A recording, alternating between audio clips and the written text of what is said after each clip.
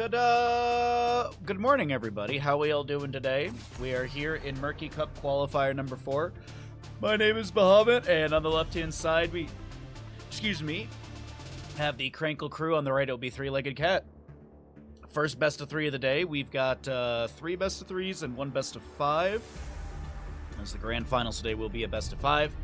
Housekeeping stuff. We've got, there's no bounties that can be claimed in this game, so we won't talk about bounties, and the draft style is that heroes that are picked and played are unavailable for future maps. In this series, there's no tournament baseline bans, and bans at the top of the screen don't add to that list. We're heading into Infernal Shrines for map number 1, Towers of Doom, and Special. We're, Haunted Mines, Blackheart's Bay, Warhead Junction. We're banned out by the side of Three-Legged Cat, I do believe, and Sky Temple Tomb of the Spider Queen banned away by... No, Sky Temple Tomb of the Spider Queen banned out by Three-Legged Cat, and Towers of Doom Special banned out by Krankle Krew.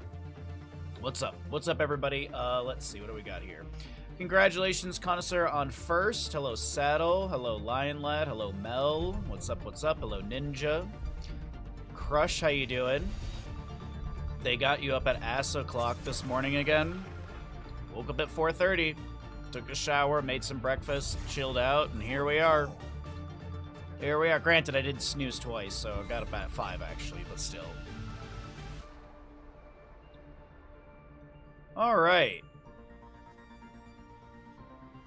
What's up, Foo Fighter? All right, hello everybody. First pick Jahan on the right-hand side. Okay. Johanna to be grabbed, and she'll, good double soak potential, good wave clear, nice strong tank at the start. As we'll get ourselves a Garrosh Vala. Looks like this will be, could be a potential hyper carry Vala. Her wave clear isn't the worst. I mean, well, you really want to hyper carry Vala on Infernal Shrines? Probably doubtful. I like the idea of a mage. Granted, you could go like double Bruiser and a Bruiser with decent wave clear, or you can always do this. You could just kill the enemy as quickly as possible, and then you'll just win the net, and then you can clean the waves as slowly as you want. Sorry, I'm still waking up. I apologize, everybody. All right. Get the bracket on my other monitor over here as well for ease, as yeah, there we go. We're in the quarterfinals right now. We'll get into the semifinals up next. I have Blaze on the right hand side. Still need a healer, so I wouldn't be surprised if we get a healer ban. Anduin wouldn't be a bad target ban unless they plan on taking it inside a Krankle crew.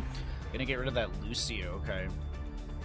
Genji is up and available if they want to do a Genji Light Bomb sort of combination, or you, as I said, you can ban out the Anduin or the Genji. Get rid of that mobility. Hanzo, Hager, Lucio, Dahaka, and Sergeant Hammer have been banned away. They'll get rid of Leoric. They'll get rid of the solo lane and the Shrine Clear. Okay. I don't hate that ban whatsoever. Play Stukov, but the ping is too high. You know, Stukov's actually very good for this map, I would agree. Stukov is phenomenal for this map. Good control around the shrine. Flailing swipes are a nice way to push back the enemy. Massive shove to displace a single target if you want to go that direction. But they're going to go Malfurion and Malthael. The Mumama. Double M's. I mean, Malthael, we don't see him a ton, but this is a fantastic map for him. A lot of good team fighting.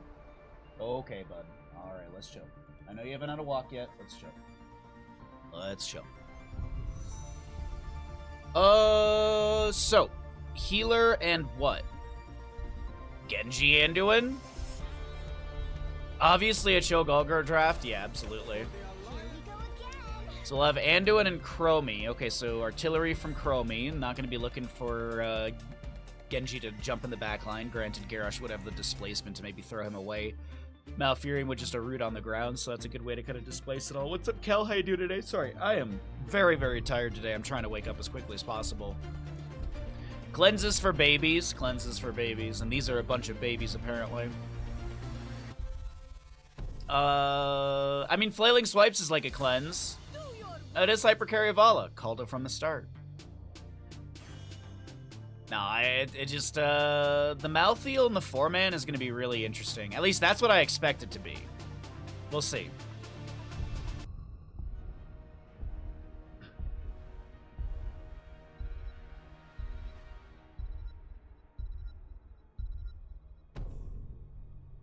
Oh, gosh.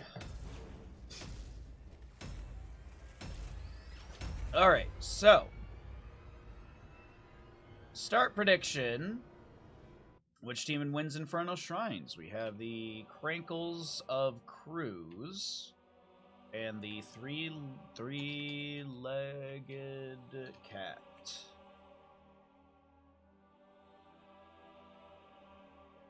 Time for a Monster energy drink? No, quite the opposite. Monster will literally make me crash. I'll get hyper for about 20 minutes, and then I'll get all jittery, and then I'll crash, and then I'll be more tired than I was before. Left-hand side of the map is going to be Krankle Krew. We got a Porky, Urel, Kier on the Malthiel, Deviant playing Malfurion, Krankle on the Garrosh, and Marl Karks will be your Vala. Right side of the map, we've got three-legged cats. Zerdath will be playing Blaze. We have a Drak Chromie. High Wraith on the Maiev. We'll see a Captain Rex Anduin, and Wit is subbing in with the Johanna. 5, 4, 3, 2, nope. 1. There we go. We cannot tarry. I drank one Red Bull during all of CCL. During all of CCL, there was one time when I was like, I really need this Red Bull.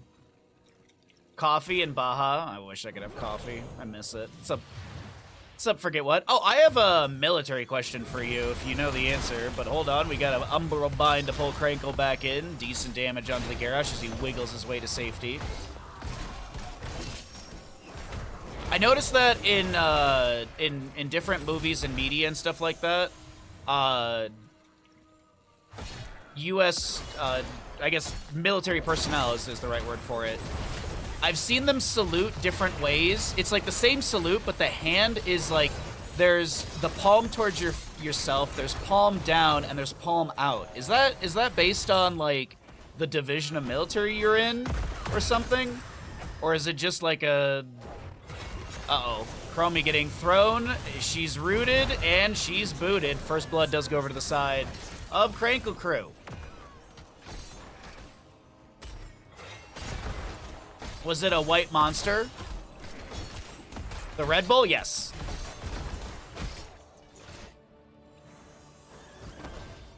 Movies and media being accurate? Well, I know for a fact that in the in movies for United States, if you use any military stuff, the U.S. military has to approve it. And I wouldn't be surprised if there's some accuracy. So that's why I was curious. Oh, it's based on country. Oh, okay.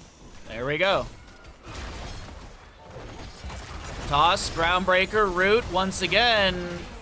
This time onto Captain Rex and does find the kill. There we go. Today we learned. Today we learned, chat. Uh-oh, another root. Johanna. Time stopped by the Chromie. Wit's still dead.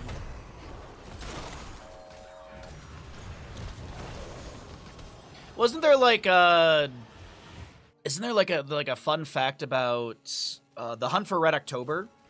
Like the Hunt for Red October it was like so well detailed that I think the US government went to, I think it was Tom Clancy who wrote it, and they were like, how do you know about the internal workings of a submarine? And he actually got like interviewed and stuff, and because he attempted to try and get like a tour or something like that of a nuclear submarine, so he could write about it properly.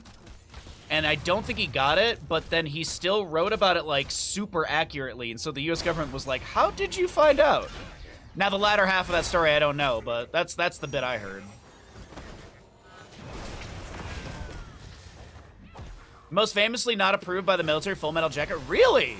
Not true at all. I can think of at least a dozen times the U.S. military did not approve. Maybe it's more of a modern-day movie thing. Maybe this is more of, like, post-2000s era.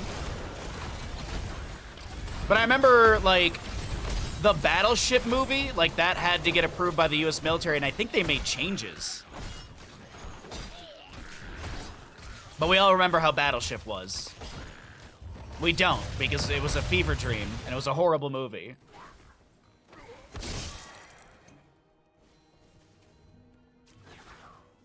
Long story short, they shot the director. Yeah, that's why Tom Clancy died, actually.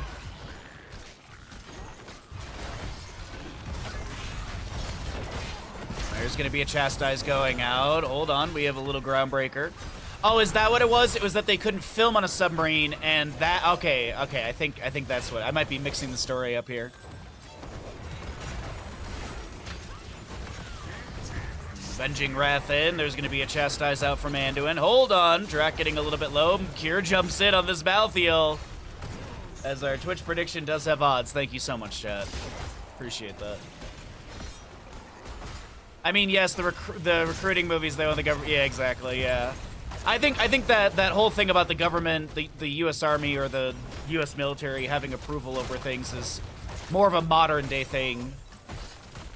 Yeah, but I don't think Stanley Kubrick got approval for Full Metal Jacket or had any sort of discourse with them. Well, level 10s are almost here. We are going to be seeing the cooldown reduction at level 7 for Yrel's Holy Avenger for the cooldown reduction on that Avenging Wrath, down to 1 second when you hit an enemy here with a fully charged Avenging Wrath. But with the 10 talent tier almost here, let's cycle through the other numbers as we always do and get an idea of what the damage healing experience looks like in map number 1 of our first best of 3 of the day. They can approve these nuts.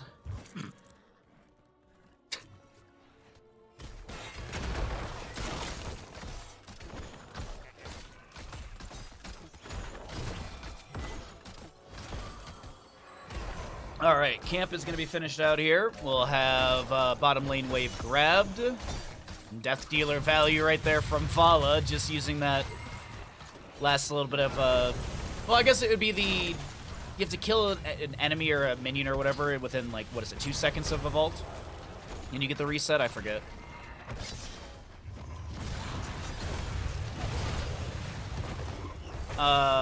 Saluting history. It comes from the medieval era when knights would show loyalty by showing their wrist to prove they were unarmed. Yeah, I did know about that one, actually. And then there's the other factor, too, of, a lot of... Oh, wait, hold on. Chastise into Johanna, the last rites from Cure. And that will take down the Johanna.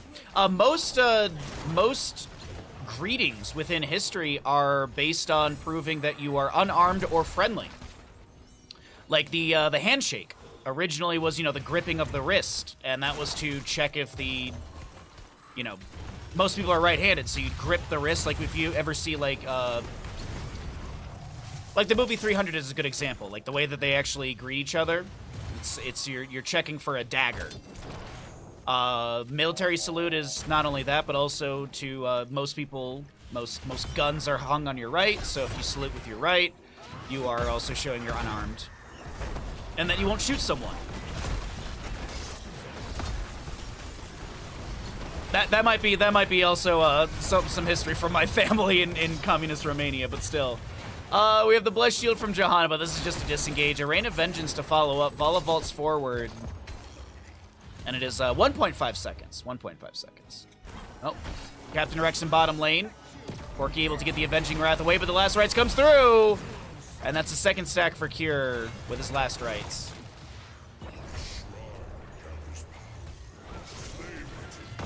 Forget what, please. How you doing, Lord Hakos? Good to see you, bud. Hope you've been well. No Indomitable available for Krankle right now. The jet propulsion from Blaze does connect. A root from Malfurion creates enough space, and Krankle's able to zoom on out as Vala will be hit with a containment disc.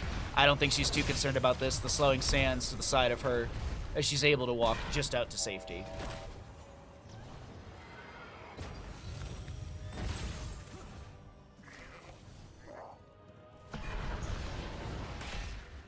Yeah, my dad always told me never salute with the left, because, yeah. You can shoot with your right. But as I said, that might be something from communism.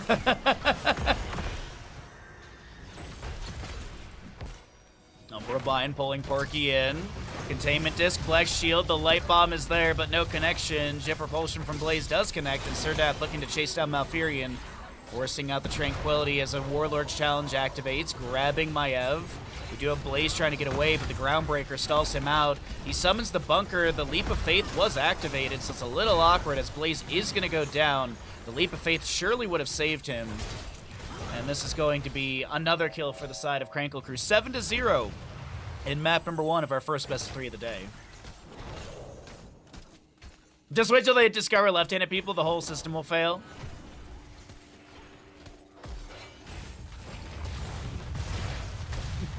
That's why the best assassins are left-handed. You can actually salute with your left. Your right just has to be broken. Yeah, I read somewhere recently that a left-hand salute is for civilians, and that was like the first I ever heard of that. I've always been told never salute if you're a civilian. Period. That's what I've always been told.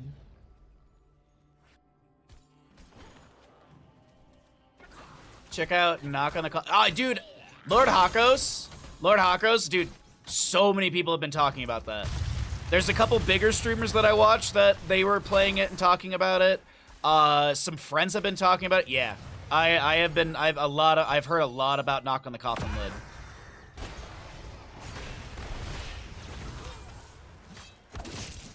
After it was fixed to the confusion of some officers.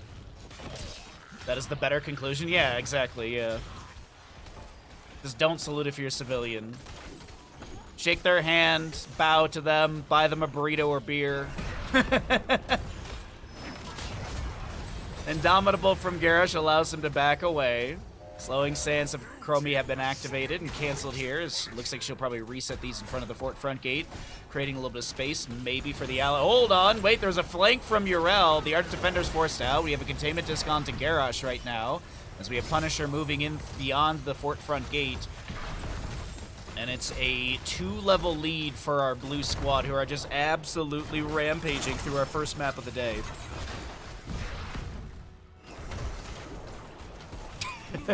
Thank you, forget what. Better to just do the hang 10 to be safe. Yeah, that's fair. That's fair. Give him a little shakabra. Garrosh is around 50% with some healing over time from Malfurion. The top lane fort does go down. This won't be a speed run of a map. On Tuesday, chat, we had 2 of the fastest maps in Murky Cup. Probably one of the fastest maps I've ever casted in my entire career. I'll have to double check on the time, but Porky's going to be going down. Chromie's done with her once again the first time, and that was the first kill for the side of Three-Legged Cat, and boy howdy did they need that experience. The fight continues to break out, down 16 talents here, but the advantage of an extra member, the Light Bomb onto Couple right there. Krankle getting low. Can Maiev get enough damage into this Garrosh? The Divine Star's coming out, Malfurion's Tranquility is active, and Malthiel's still just casually 1v4ing. Vala takes down the Blaze, the Lacerates gets that Anduin, and Malthiel went a little too deep, does go down to the Maiev, but the tower shot's amplifying that potential kill, or actually that actual kill. Mr. Bandit, that's a bit too much licking today, okay? I promise you we'll go out for a walk after stream. You bought it on Wednesday and you already have 50 hours in it? Dang.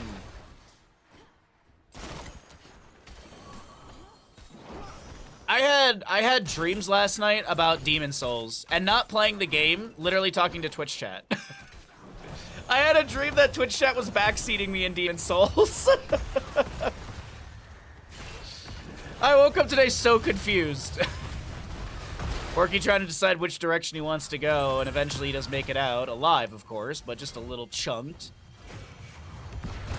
Righteous Hammer. Porky gets hit with a containment disc. Ardent Defender's available, but there's going to be a 1.5 second silence after this, and I don't think he's going to be able to get away in time. Urel does go down. A third kill to the side of Three-Legged Cat, who are looking to start rallying in this map number 1.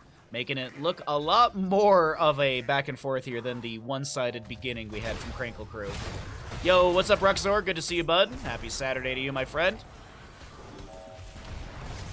By the way, chat, tomorrow is cooking stream. I will be starting 1 hour later than normally at 10 a.m. PDT. I want to sleep in. Tonight I'm going out with some friends to go see a small show. I shouldn't be out late, but, you know, I just want to sleep in. Just want to be able to sleep an extra hour. Nice tranquility from Malfurion. The light bomb coming through. Marlow-Karks does get taken down by the Umbral Bind of Maiev. And this is looking better and better at the beginning. Man, I gotta be honest, Three-Legged Cat were hobbling at the beginning here. And now they seem to be in full stride as this is a Jet Propulsion to Cure. He should be taken down. Nice slowing sands from the Chromie, keeping him in place a little bit longer, allowing Johanna to get that last bit of damage. As Blaze will hearth out to go clear out waves that have been pushed in through mid and top. And this next objective phase is up and available. Could be a huge one for the side of Three-Legged Cat. It is Mortar, but still. Could be a Punisher, could be Siege, could open up the map, could shift the dynamic of this game. Excuse me, sorry. I'm chugging down the tea, so I'm a little burpy. But last night we watched Major Pain in Discord. Oh man, what a fun movie! It's such a fun time.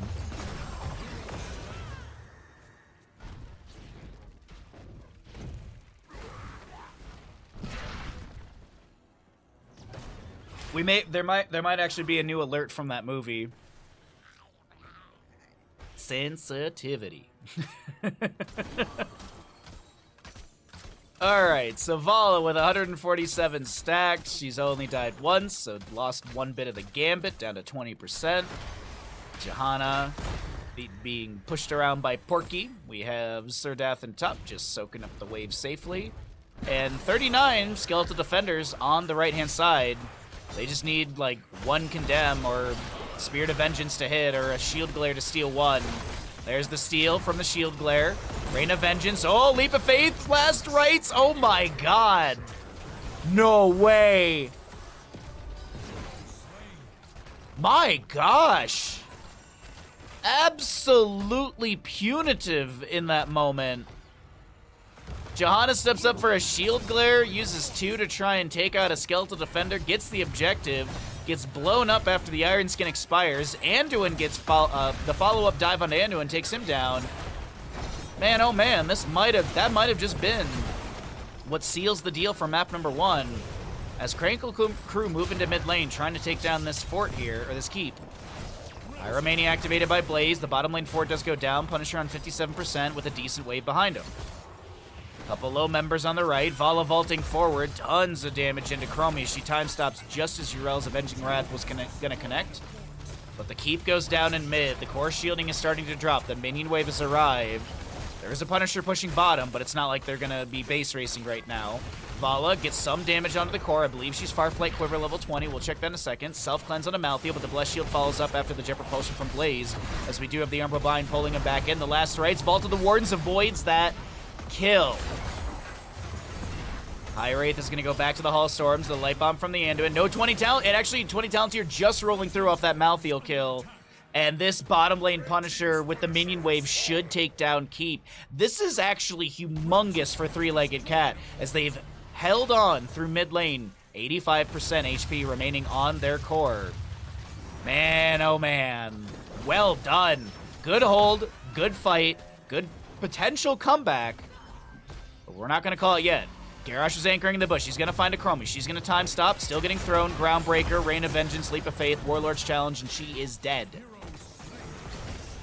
Storm Shield activated by Johanna. Malthael buys back in. Slow from Blaze with his Oil Slick. Vala and Garrosh utilizing abilities to get past that. Johanna leapt towards the mid lane, but there's going to be a ally toss onto Wit. Or onto Porky, excuse me. And the Divine Steed from level 7's not enough. The double kill might be what ends this, but oh man, that bottom lane was so that was so promising. So promising. Light Bomb, Spirit of Vengeance. Light Bomb, excuse me. Porky's on core, just tanking core shots. Avenging Wrath is chastised, I believe. There's a bunker down from Blaze to mitigate that last rites as the Warlord's Challenge comes through as the Jet Propulsion was about to connect. A Groundbreaker as well. Blaze to fall. Anduin the lone defender. But I don't know. Wait. Finland! Chromie may have respawned, but that is going to be all 5 members dead. And Finland to wrap up map number 1.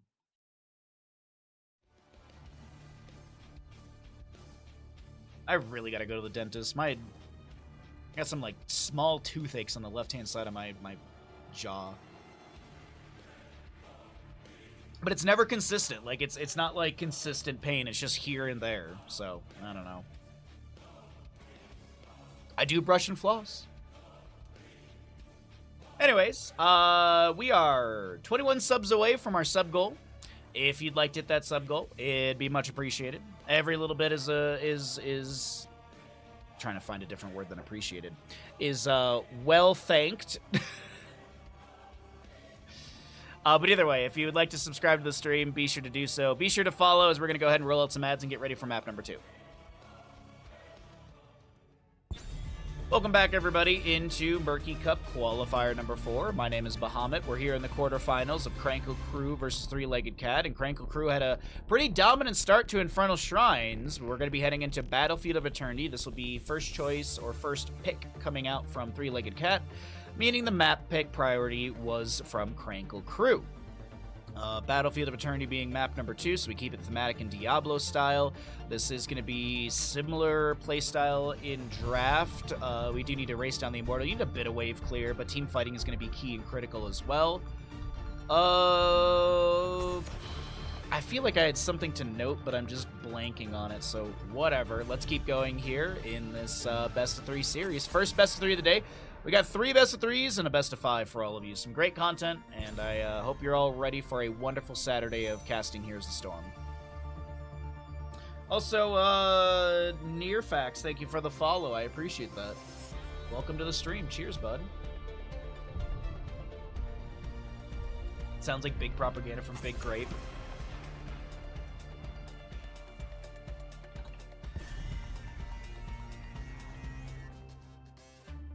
How to choose the best cooking oil and smoking point. We're going through bans. It's fine.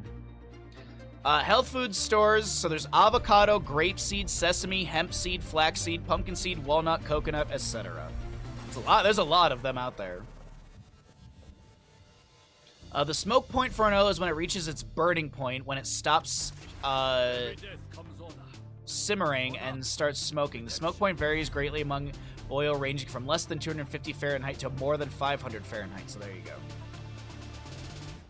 go. The quality of the oil, the type heat, oils with high free fat acids content are more susceptible to anti-acid aging. So yeah. Oh, there you go. There's literally, it's high heat, oils for frying, stir frying, and boiling. Avocados, safflower, sunflower, peanut oil, canola oil, coconut. Medium heat, oils for baking and sauteing. Low heat, oils for gentle sauteing. No heat, finishing, and salad oils. So there you go. Here's what I'm looking at. There's a chart if anyone else is curious. We're talking about we're talking about oil. Anyways, best culinary oils. How are we doing on this draft right now? We've got a Li Ming Muradin on the left-hand side. We're looking at a Hanzo and Ubarak and Samuro on the right for Battlefield of Eternity. Pogger, Diablo, Lucio, and Dahaka are banned away. You could go Abathur here. You absolutely could go Abathur as a ban or a pick.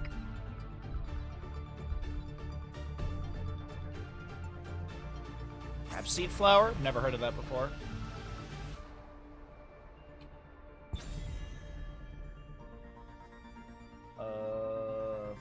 Flower.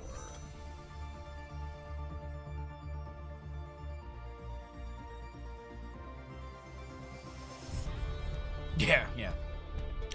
I call it rapeseed. Interesting. Anyways, Ana to be banned away, so no nano boost onto Li Ming, I assume. There are some Eye of Horus players, but I believe that's Ixer who plays Eye of Horus consistently. Yo, where's Crush? It is, I literally see Crush's name in chat, but it's such a force of habit that I see Artanis, I ask where Crush is. So it begins. Deckard Cain with this, okay. I love the Deckard Cain, actually. Healing debuff. Oh, healing debuff potential. Extra slow at level 1. Stay a while and listen can be huge. follow up Stormbolt and such. Look at that Artanis. We'll see if Porky takes the right level 1. I assume he will, but you never know. You never know with Porky.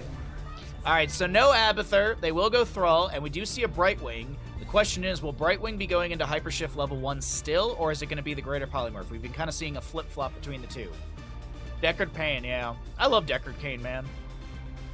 Such a great hero. Such a fun hero to play. Last pick on the left-hand side. I'd honestly grab a Greymane. Grab Greymane here. That would make your draft so freaking good. You get dive, you get extra damage, you have race potential. Stabby Daddy? Last pick Vala, they can't. This tournament uses the if you picked it, you can't play it. So Vala was played in map 1, so she can't be played in map 2. I did mess that up in the first week, and then I was kind of messing that up in the second qualifier, but we did figure that out eventually. But yes, only heroes can be played once per series.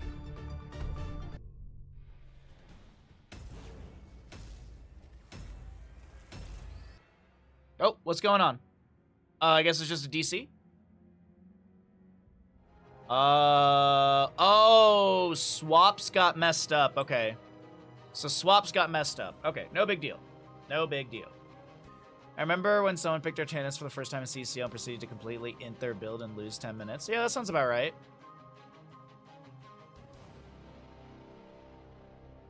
Artanis, Muradin, and Stabby Daddy. Interesting. Very interesting, yes. I really hope this is a stab build, Imperius. I really hope this is a stab build, Imperius. Put Artanis in the solo lane.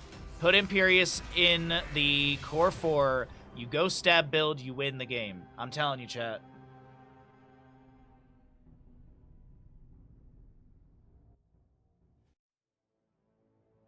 All right. But most importantly, Twitch Gamble. Twitch Gamble is up and available if you'd like to make a prediction. Man, I've been watching Ted Lasso for the last 2 nights before bed. Man, that show is good. Like, I can't get it. Like, I get it. Like, I get why so many people are like, man, Ted Lasso's amazing. I get it. I'm in that crew. Speaking of crews, we've got the Krankle crew with a Porky Artanis. He did go into the amateur opponent level 1.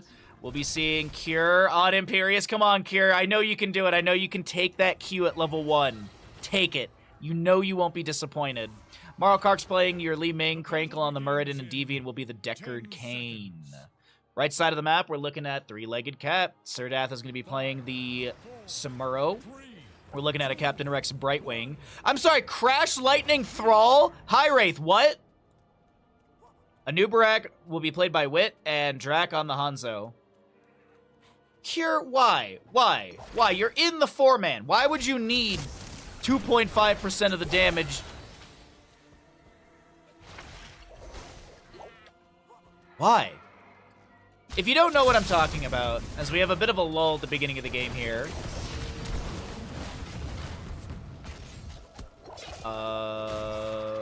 There we go. Sorry, I forgot how to push buttons here. Impaling Light. Celestial Charge's final damage is increased by 75%, and the cooldown is reduced by 1.25 seconds for each Valor's brand that at the on the target when the stun completes, okay? High Wraith would have died there. I'm just saying, High Wraith would have died there if you went stab at level 1. But no.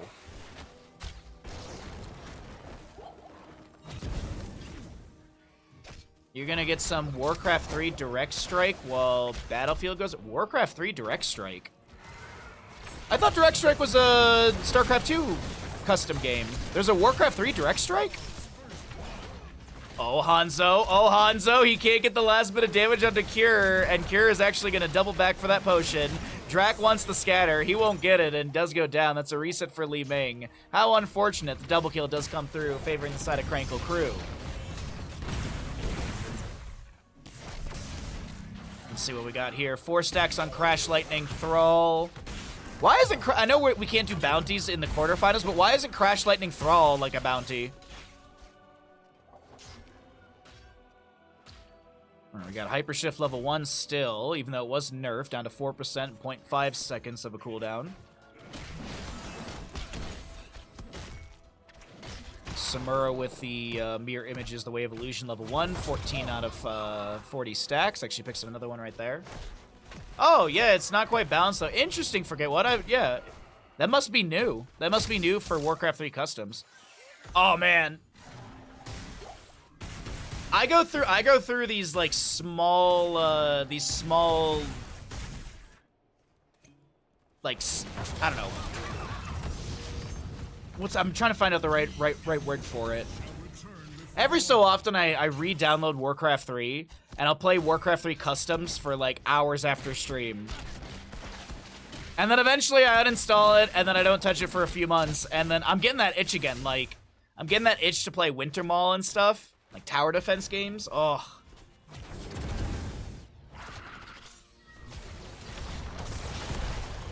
Nubrak burrowing to the side, swap by the Artanis, trying to get away from that scroll of ceiling from Decker Kane, and does manage to zoom away with that Shed Exoskeleton level 4. Thrall level 4 is also going to be Frostwolf Pack. He's on 2 out of 6 of that. Decker Kane, Potion of Shielding level 4. No Ruby action from him. As the Artanis and Li Ming are going to start working through this Immortal quite quickly. And it's going to be a pretty close Immortal here, about a 2k difference between the two teams on their race. Wintermaul is still... Oh, dude, Wintermaul is still OG. By the way, are there any believers in the three-legged cat? Gamble's still going, and there is no odds. Who knows? Maybe Crash Lightning finishes, and Thrall just starts bodying the enemy. Or Imperius comes through with a stab and high rate dies. Losing 5 of 6 stacks. Oof. Oh, that's unfortunate. Hanzo at 19 stacks on his scatter. 63 HP remains on this red Immortal as Brightwing does go down. First Immortal won by three-legged cat, but looks like it is going to be cleared out in bottom lane, not get much value. Oh, the gamble didn't get three-legged cat odds. Unfortunate. Unfortunate. Well, better hope that Krankle crew wins, otherwise those points are going to the void. Scroll of ceiling. Hanzo, natural agility into that. As the Brightwing phase shift comes through. Emerald from Decker Kane applied to the Anubrak. The blade dash swap attempted by Porky. We have the Imperius back in, or actually moving into top lane. Thrall with 7 of 30 stacks on Crash Lightning level 1. And Samuro's done with his level 1 as well, with those mirror images, which are going to be gaining attack speed. And attack damage as well. Right? Or is it just attack damage? Sorry. No, it's just all attack damage. My bad. Misremembering my Samuro talents.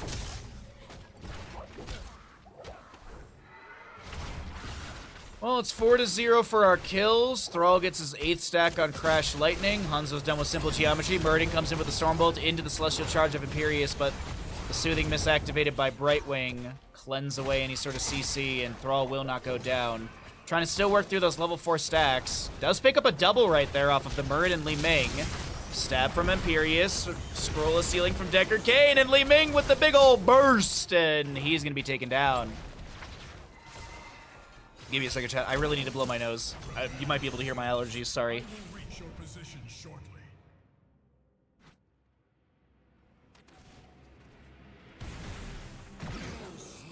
Well, I'm glad I left the camera in a good spot because I didn't miss the Artanis death in top lane. As we have our 10 talent tier almost here on both sides. 13 seconds left on the Artanis death timer. And we'll have heroics up soon, so let's cycle through the other numbers. Immortals will be spawning in the north-south positioning, and Hanzo's already set up for that scatter off the wall. Start racing with this Immortal down. Thrall steps in. Activates his Wind Fury as well, and this Immortal race is really good to the right-hand side for three-legged cat.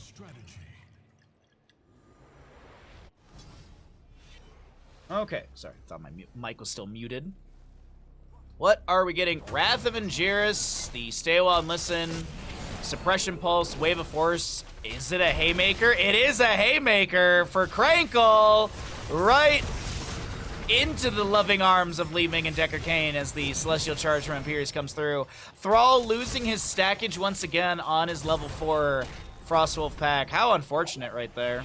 And meanwhile, Artanis, Li Ming, they're going to grab this Immortal, and Krankle Krew pick up their first Immortal of the game. Where's it going? Looks like top lane. Looks like top lane.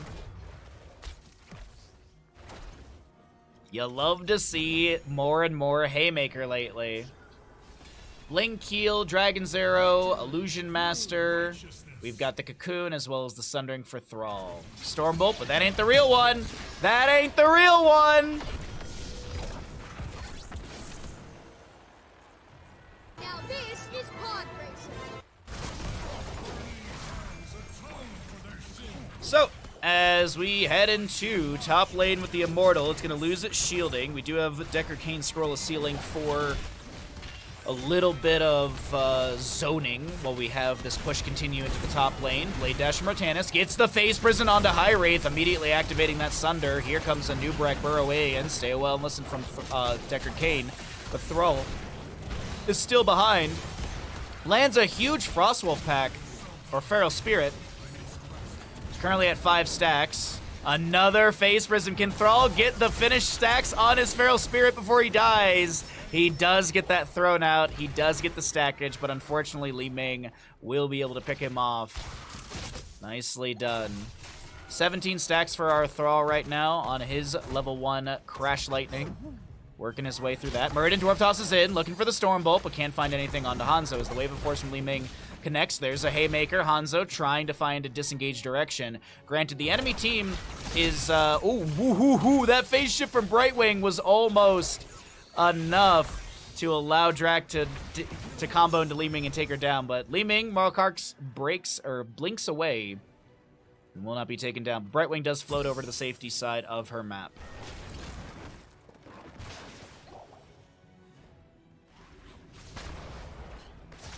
All right.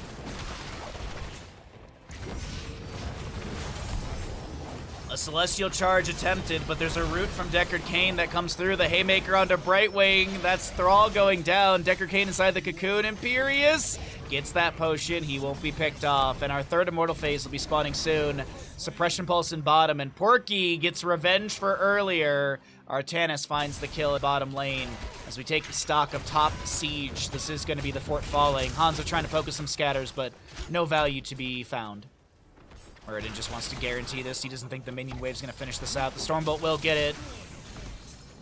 And gets the Dwarf Toss away. I will deliver this realm from your corruption, Hellspawn. Li Ming with the combo on the left-hand side. It's starting out this race. We'll see where the Immortals go in the second half, but it's a good start for the members of Krankle Krew. Be warned, allies. Okay. To new ground. About a 3k difference between these two Immortal health bars, rounding on this for ease. Immortals go to safety sides, okay, but it looks like Krankle steps up immediately, lands the Stormbolt Dwarf Toss Haymaker. Goodbye, Thrall. Ooh-wee, that is a rough go right there. As he doesn't get any extra stackage on his level 1 Crash Lightning. Blade Dash, Phase Prism, Brightwing inside the corridor, doesn't get pulled into the enemy side as the Immortal Race does get one out by Krankle Krew. The Ancient Blessing's activated by the Decker Cain. There's a wonderful scatter from Hanzo. Doesn't dissuade in the enemies as Porky is the only low one here, around 50%. Brightwing moving towards the fort for safety. And the Phase Prism I thought was going to pull her out of position, but Captain Rex is going to get the speed boost. Phase shift. And Artanis goes down to tower shots. Porky, Bud, what's going on? I will bring down the gates of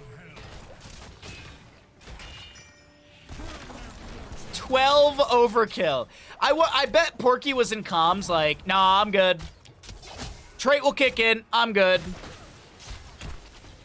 And I bet he's just blue shock face right now. Just like, oh, what? Krankle with the positioning for a Haymaker onto High Wraith. Answers back with a Sundering, canceling out that stay while and listen for the next 10 seconds. Li Ming gets a reset, but that is Hanzo. Wait, Li Ming takes down Hanzo, sorry. Read that backwards. Stay while and listen. Samura won't be able to swap in time. There's a Wrath of Angiris, the Sky Suplex, giving a humongous suplex to the face of Brightwing. She gets taken down on the return down to Earth, the descent down to the Nexus, as it is a 2-level lead for Krankle Krew as they push in through bottom lane. The Immortal expired, but a minion wave here. Muradin, Stormbolt, looking for something onto a Nubrak, but he's able to speed boost away. NA players would never screw around in qualifiers. What do you mean, Bahamut? My bad. Sorry. Apologies. What do I know? What do I know?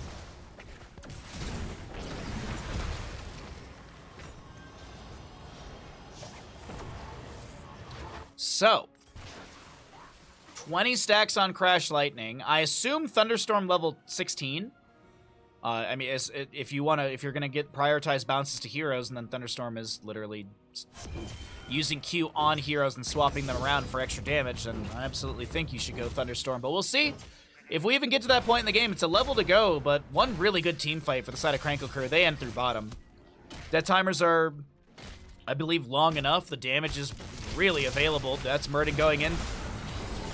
High Wraith is going to be hit with a Storm Bolt. There's a Dragon's Arrow from Hanzo. Nubrak burrows in. The Ancient Blessing's activated by the Decrecade. As Krankle looks, or Kier looks for the Wrath of Angiris, has to Celestial Charge away. The camp is stolen away. That's a Nubrak dead for sure. Just kidding. I Caster Blessed him. I Caster Blessed the Anubrak. Krankle getting really low, and so is Porky. Stay well and listen, but I think this is a disengage. Serdath and friends, they want to make something happen here. No Sundering available. I think Thrall did try to use a Feral Spirit to root someone, but I don't think there was a connection there. And that is the end of that little invasion. Porky goes down once again. We'll see Samuro clear out top lane wave, and the Immortals on race potential side.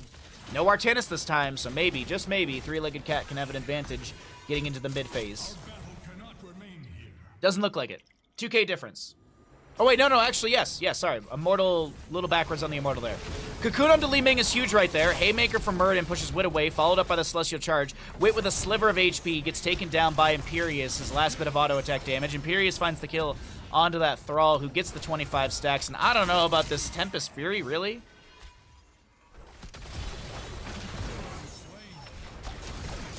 It might not matter, chat. It might not matter.